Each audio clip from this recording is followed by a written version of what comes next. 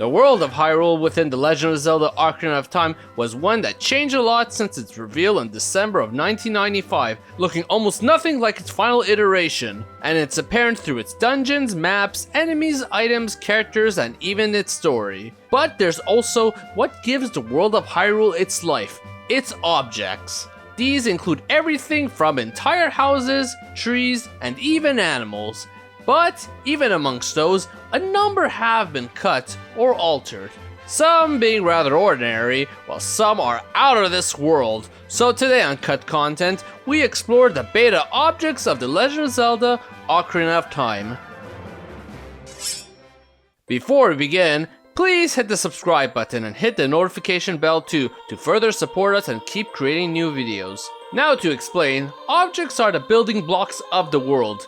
A simple door, a switch, or anything that Link can interact with really. Many of which are used to even make puzzles inside of dungeons, a number of which didn't make it in. To start things off, let's look at this fully functional cut clasp. These are found within the Forest Temple section of objects and have a ladder attached to them. If you shoot them, the ladder falls down to climb. Normally, the ladders are just found hanging without a clasp in the game, which can be brought down by shooting them. A neat feature that was taken out. Next are these extra large switches, presumably just the original design which Link likely would have had to jump on to activate rather than simply walk on it. Makes sense why they changed it since you couldn't push a block on top of these. Next we have these crystal switches, which definitely scream early switches. They have more of a colorful and wider appearance next to their yellow final counterpart. Now thanks to the July 2020 Giga Leak, we also got a number of cut objects for the Fire Temple. Remember that stone tower at the start you used the Megaton hammer on? Well, originally the blocks you hit look like this cube block, which would have aesthetically fit with its head. Also remember the big long block you hammered down from the top to the room prior to the boss as a way to get to the boss room? Well, originally it was very small with its head just being there and no tail. And when in this big maze room, there is a platform way at the top that you would be normally able to hookshot to. Simple, flat, and has a target on it. Well, originally the platform would have had a long piece on it to make it even higher than it already was to try and shoot at. And finally, remember that bomb ball ground piece you would normally find in that same maze? Well, it originally was going to be these vent covers that would also presumably be blown up too. Now, aside from the puzzle related ones, there are some enemy related beta objects in the dungeons too. One of which are these blade traps. As always, they would normally slide into you, but there was another version found in the data for its spikes, which covered the entirety of its body rather than just its sides. One other trap is the spiky spear, which was found within the Giga Leak. Possibly would have been a dungeon related trap too that would poke at Link or prevent him from advancing.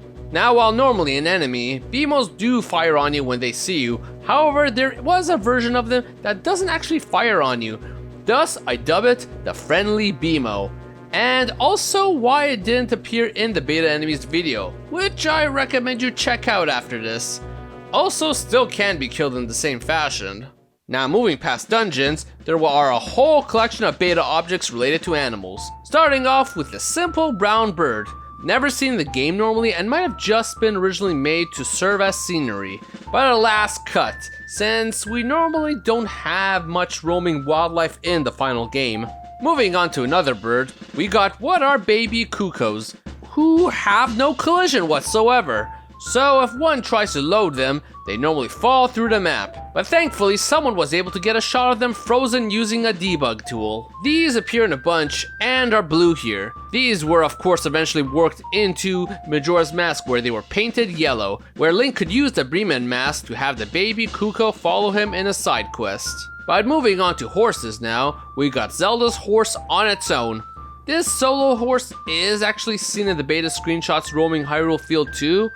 Here, however, it still exists within the data. Possibly Zelda would have abandoned it and you could have caught it, maybe. Granted, you can't actually ride it. And the last one amongst animals are cows with nose rings, which thankfully have been restored here. Relating to cows, within the Giga Leak, an odd milk bottle was found with a black label and an angry cow on it. Potentially could have been the type of milk that Ingo sells at the Lon Lon Ranch after he takes it over in the future. Maybe it only healed one heart with Ingo's bad treatment of cows, or maybe it even hurt Link. But moving past animals, there are a large number of beta stone blocks. What's so interesting about blocks? Well, they have some crazy effects to them, and some even being too big for the game to properly load, such as these ones that come in a variety of massive sizes.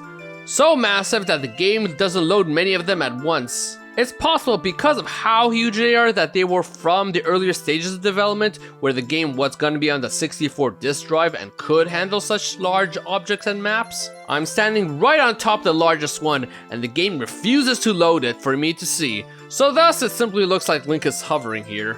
Interesting thing is that some of these also light up when Link slashes at them. And these ones aren't the only ones to do so either, as there's another stone object called the PU box that does it too. I imagine it might have been a sort of lighting effect from a sword hitting a block. This also comes in a number of different sizes, but at a more reasonable size. But let's now look at the effects of the more miscellaneous ones. We have these ones where if Link steps on them, they start turning. It's possible that it was a ground trap when passing a bridge in a dungeon. Then we got these long stone elevators. If Link steps on them, they'll take him either up or down.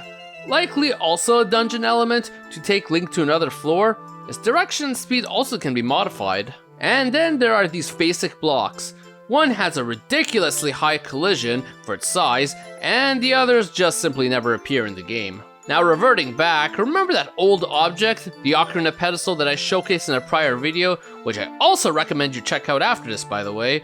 Well, we got some new information on it. But first, to bring you up to speed, the pedestal was the original version of the warp pad seen throughout the game and was found in the data of the game too in an early map of the Zora Fountain, where it stood in front of Jabu Jabu, presumably with the intention of you playing the song for him to open his mouth. But it wasn't just meant to be used in front of Jabu Jabu, but rather in several different locations as found within the data, including some that have the final warp pads already in place, as this was the original version of those, but they still are there, and in some locations that never had some either, like the Kokiri Forest, which made sense as it was a home base, much like the way the Temple of Time was. Now, while I am calling this a beta object video, objects more refer to the idea of the object, while actor is the term used for the physical manifestation of them. So you need both of these for anything to even appear in the game. So in this case, the object here is called Object Machine Oka, while a regular warp pad is simply called Object Machine. And the actor that is used for both of these is called Warp Pad. Now the problem I ran into last time was that I couldn't load the Ocarina warp pad despite the actors and objects both being present in those areas it was supposed to appear in, like the Sacred Forest Meadow. However, it seems there was a third element I missed, and it's the variables. These are variations within an actor that activates by punching in a different number. You could have the warp pad with the Force Medallion by punching in 0006, or in this case, 0000 loads the Ocarina pedestal, and so here it is, as it was meant to be seen in the Sacred Forest Meadow originally. Also as a bonus, here it is in the Kokiri Forest, we just don't know where its exact location would have been. Now the Ocarina pedestal was one of the earliest beta objects discovered over 20 years ago as of this video, but alongside it there was one other beta object discovered at roughly the same time, and it's this odd looking red ice block. This was found of course in the ice cavern in the room where you would find the iron boots. While the chest for it isn't here, it presumably would have been covered by the ice block and Link would just simply have to melt it to open it up. It has a very odd and unique shape and might have been removed for it adds an extra step to even get the iron boots at what was supposed to be the end of this mini dungeon here. However, this didn't stay dead for very long, as it did return within the version of the Ice Cavern in Master Quest, but in a different location. Going from ice to fire, we have a beta version of the flame that appears on torches too, and of course we'll compare to the original here.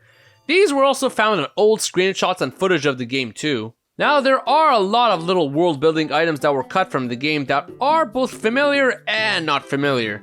We got these old pots here which look to be from an earlier stage of development. No collision, by the way. Same goes for this tree stump that looks to be from the same stage too, but with collision that's too big for it. An odd checkerboard which I presume was used for measuring, much like they do in test rooms. A number of different platforms to walk or ride on, presumably for moving around in dungeons, with this neat one decorated in Triforce symbols as the standout. And this half fence post, which possibly would have been doubled up to connect both ends. We also got a couple of beta doors too, such as these double doors, something that never appeared in the final game actually, but existed as a possible option if they ever want to use double doors for anything. Fully functional at that. This odd door also exists, which is slightly open, but if Link tries to go near it, it shuts on him. And it can't be opened either. Wonder who is that afraid of Link. And at last we come to the beta trees. Now understand, there's a crazy amount of these. From random logs, stumps, hollow logs, treetops, and oddly shaped trees that never appeared. However, there is one very interesting one found amongst all of these, and it's these ridiculously long trees. Now these look a lot like the trees from the start of Majora's Mask, the location of which is the Lost Woods. Now it's very possible that these trees were repurposed for Majora's Mask to be used for such a scene, but I have a theory that these may have been intended for the beta Lost Woods of Ocarina of Time. Now we have seen another video of mine on cut maps, which I recommend you check out along with the other ones I mentioned earlier after this, on how we had a whole massive cut map with a crazy amount of objects in it that looked very much like the Lost Woods. Problem was that a lot of these objects simply wouldn't load. Foggy nature and the coloring of the map made it clear that it was supposed to obscure Link's perspective too. Now looking at these cut trees, they got no top to them. And it's likely cause they would have been too tall for Link to see from his perspective, meaning something might have obscured it enough not to be able to see the top of them.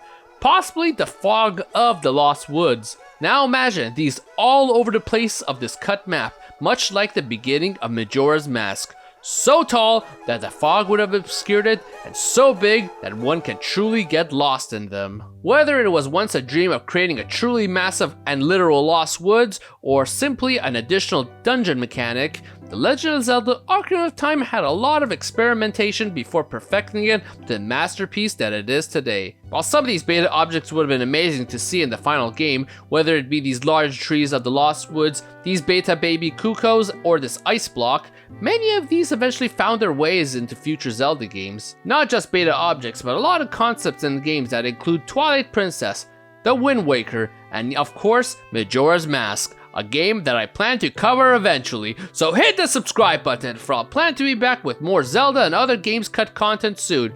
Hit the like button and comment below on which of these beta objects were your favorite. So everyone, thank you for watching.